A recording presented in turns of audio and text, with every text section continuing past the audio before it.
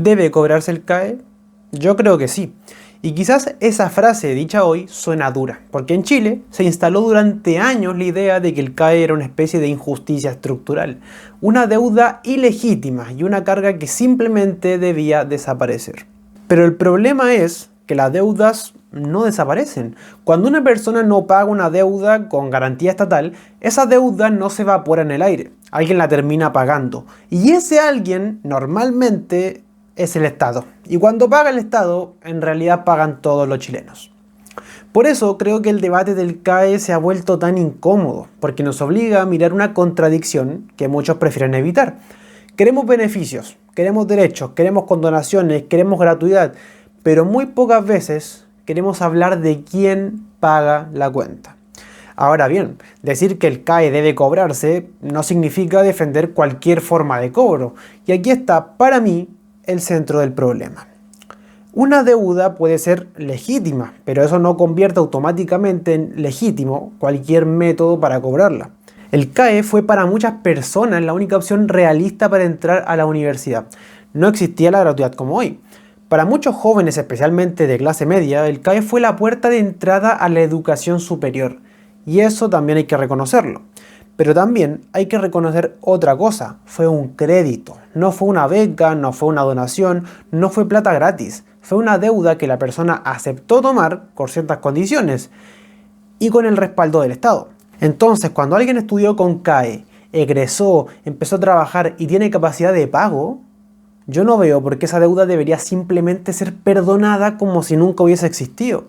De hecho, me parece injusto con dos grupos.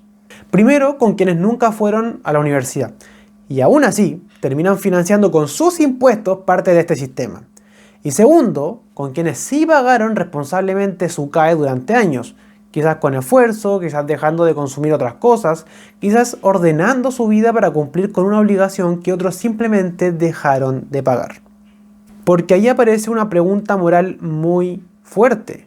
¿Qué mensaje manda el Estado cuando premia más al que dejó de pagar que al que cumplió? Yo sí creo que puede haber una conversación sobre aliviar la carga de quienes pagaron responsablemente. Incluso me parece razonable pensar que si Chile avanzó hacia gratuidad, también se pueda reconocer de alguna manera a quienes estudiaron antes, cuando no existía esa gratuidad. Pero una cosa es reconocer al responsable y otra muy distinta es premiar al incumplidor. No es lo mismo quien no pudo pagar que quien pudo pagar y decidió no hacerlo. No es lo mismo una persona endeudada, precarizada, con problemas reales, que alguien con altos ingresos que simplemente decidió esperar una condonación. Y aquí entra otro elemento político que tampoco se puede ignorar. Durante años, especialmente con la campaña y el gobierno de Gabriel Boric, se instaló la idea de que el CAE sería condonado.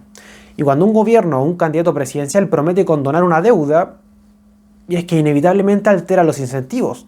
No estoy diciendo que Boric haya inventado la morosidad del CAE, porque eso sería simplificar demasiado, pero sí, creo que su promesa pudo reforzar una idea peligrosa. ¿Para qué voy a pagar hoy si mañana quizás me perdonen la deuda? Y eso es un incentivo perverso, porque la política cuando promete mal, también educa mal, le enseña a la gente que quizás conviene esperar, no cumplir, no pagar, no hacerse cargo, porque tal vez en algún momento va a llegar un beneficio político para borrar la deuda. Y ese es un problema de responsabilidad pública, pero la historia se vuelve todavía más irónica, porque el mismo sector político que durante años prometió aliviar o condonar el CAE también fue parte del gobierno que fortaleció herramientas del Estado para cobrar con más fuerza. Durante el gobierno de Boric se promulgó la ley de cumplimiento tributario, una ley presentada como una herramienta para que quienes deban cumplir con el Estado efectivamente cumplan. Y aquí hay que ser justos también. Boric no creó el CAE es mucho más antiguo. Tampoco es Boric quien hoy está ejecutando estos cobros. El gobierno actual es el que está usando estas facultades de manera algo más agresiva. Pero el punto político es otro. Cuando tú fortaleces al Estado para cobrar, no eliges para siempre quién va a tener esa fuerza en las manos. Hoy puede ser un gobierno que te gusta, mañana puede ser uno que detestes. Y esa es una de las grandes lecciones de este caso. El poder estatal no tiene color político permanente. Las herramientas que tú celebras cuando las usa tu sector, después pueden ser usadas por tus adversarios. De hecho, diría que es por esto mismo que la derecha se opone al secreto bancario. Por eso me parece tan interesante esta polémica, porque algunos que antes defendían más poder para el Estado, ahora descubren que el Estado también puede usar ese poder de una forma incómoda, dura, incluso abusiva. No digo que sea este caso. Y aquí vuelvo a mi punto principal. El Estado tiene derecho a cobrar el CAE, pero el Estado no tiene derecho a actuar como una máquina ciega. Si una persona debe responder, pero esa persona no deja de tener derechos, no deja de tener familia y no deja de tener gastos básicos. Tampoco deja de necesitar de comer, pagar arriendo, comprar remedios, mantener a sus hijos o sostener una casa.